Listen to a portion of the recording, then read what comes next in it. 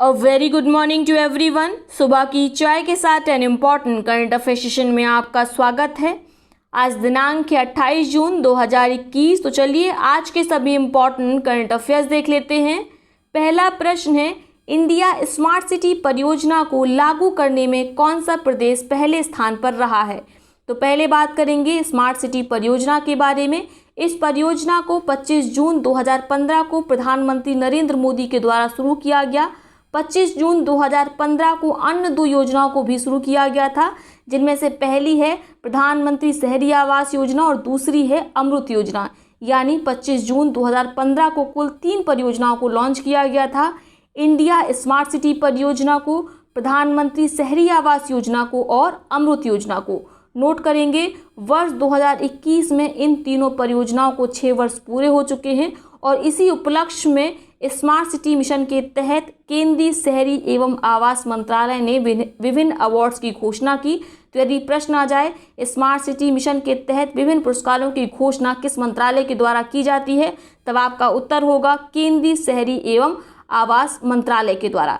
Note करिए, केंद्रीय शहरी एवं आवास मंत्रालय के स्मार्ट सिटी मिशन के तहत प्रदेश के 10 स्मार्ट शहरों में परियोजनाओं को बेहतरीन तरीके से लागू करने में देश भर में पहला स्थान प्राप्त किया उत्तर प्रदेश ने, दूसरा स्थान प्राप्त किया है मध्य प्रदेश ने, और वहीं तीसरा स्थान मिला है तमिलनाडु को।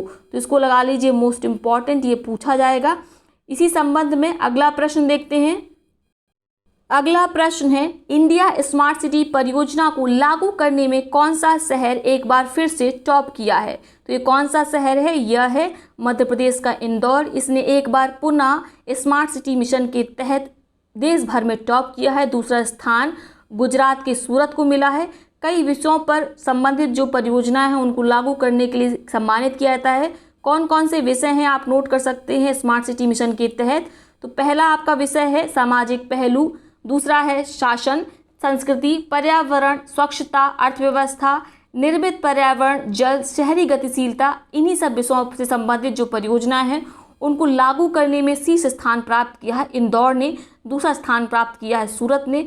वाराणसी को किस विषय संबंधित परियोजना को लागू करने के लिए शीर्ष स्थान मिला है? तो नोट करिए, वाटर प्रोजेक्ट अवार्ड्स में वाराणसी को 80 नदी के पर्यावरणीय पुनरुद्धार के लिए प्रथम और स्मार्ट सिटी लीडरशिप अवार्ड में द्वितीय स्थान प्रदान किया गया है। तो ये है मोस्ट इम्पॉर्टेंट, यूपी स्पेशल है, इसीलिए इसको आप नोट कर लीजिए।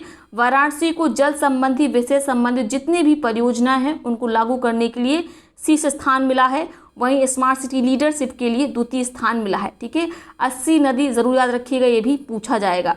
80 नदी या 80 नदी से बोलते हैं। अगला प्रश्न है, bill and Melinda Gates foundation के ट्रस्टी ने अपने पद से इस्तीफा दे दिया है, उनका नाम क्या है? तो उनका नाम है वॉरेन बफेट। ये विश्व के सबसे बड़े कुछ प्रमुख दानवीरों में से एक हैं।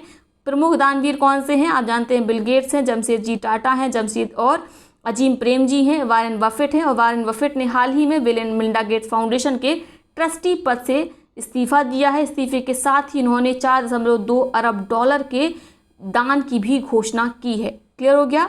अगला प्रश्न देखते हैं, किस देश ने भारत को कोविड-19 के खिलाफ जंग में मदद करने के लिए $93 लाख के कोल्ड चेन उपकरण व अन्य जरूरी मदद देने की घोषणा की है? तो ये कौन सा देश है? यह देश है जापान। जापान ने हाल ही में घोषणा की है कि कोल्ड चेन उपकरण उपलब्ध कराए जाएंगे। इसके लिए एक बड़ी धनराशि दी है। धनराशि कितनी है?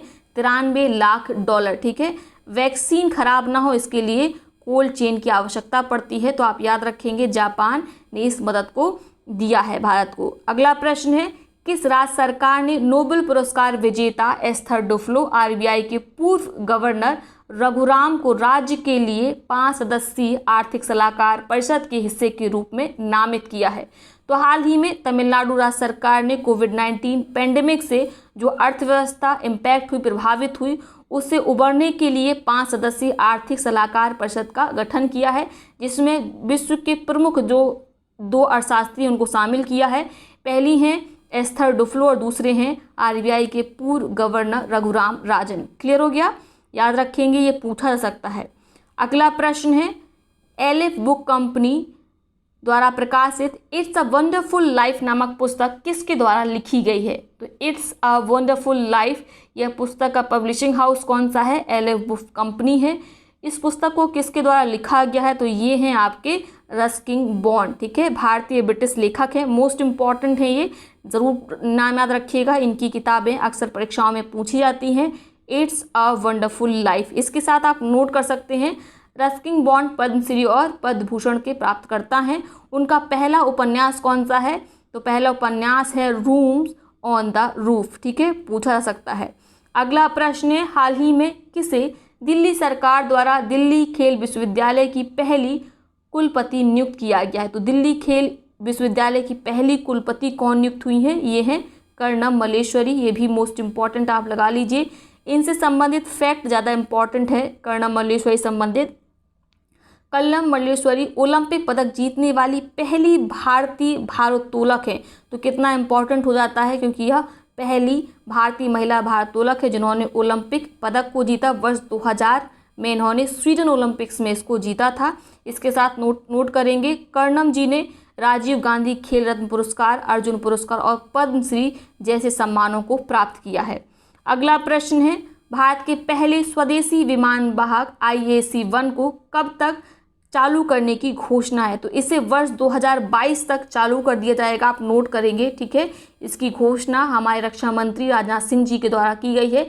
जब यह चालू हो जाएगा तब इसका नाम क्या होगा? इसका नाम होगा INS विक्रांत, ठीक है, जो कि भारत का पहला विमान वाहक था। उसी के नाम पर भारत के स्वदेशी विमान वाहक का नाम रखा जाएगा, जो 2022 तक चालू हो जाएगा। क्लियर हो गया?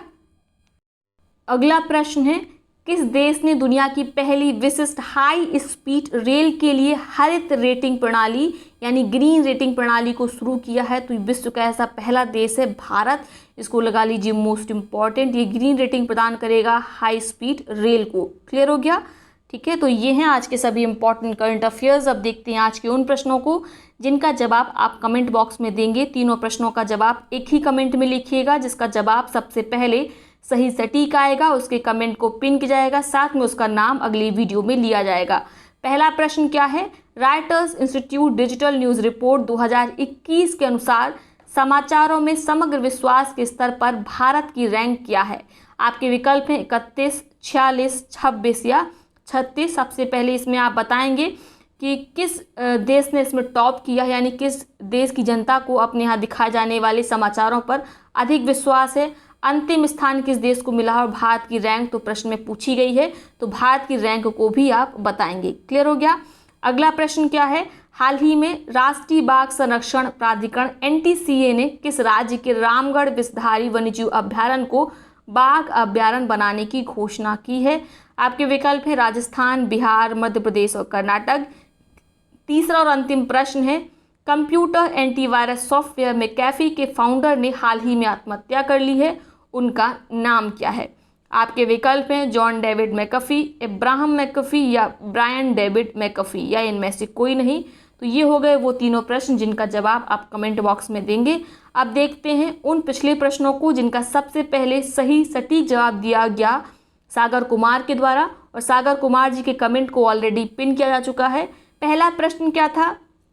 पहला प्रश्न था 2021 के लिए central European university open society पुरस्कार से किस स्वास्थ्य मंत्री को सम्मानित किया गया?